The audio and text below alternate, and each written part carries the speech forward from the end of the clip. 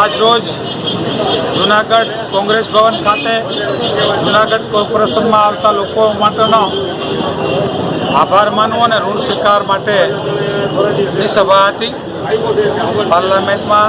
અહીંયાથી આ સીટમાંથી 55,000 જેવા મતો જે અમને મળ્યા અને કચ્છ સૌરાષ્ટ્રમાં ઘણા સારા મતો 4.5 લાખ જેવા આ સીટે મત આપ્યા છે. લોકોનો પ્રેમ ખૂબ હતો, મહેનત બધાએ સારી કરી.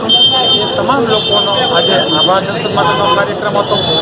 અને આજને જે પરિસ્થિતિ છે તે સામાન્ય રીતે ખેડૂત હોય, ગરીબ માણસ હોય, એસસી એસટી કે ઓબીસી હોય, આ દેશના લોકો જ્યારે પીડિત છે, દુઃખી છે, ત્યારે સરકાર સામે જે ક્ષતિઓ છે એના માટેની લડાઈ કરવી એ કોંગ્રેસના સુપ્રીમો રાહુલ ગાંધી પણ જે દેશની પાર્લામેન્ટમાં લડાઈ કરી રહ્યા છે અને લોકોના સારા પ્રતિસાદ તરીકે મજબૂત વિપક્ષ આપ્યો.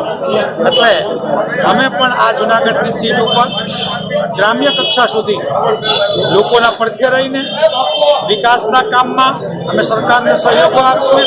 પણ જ્યાં જ્યાં ક્ષતિઓ છે ત્યાં અમે એના સામે ચોક્કસપણે લડશું.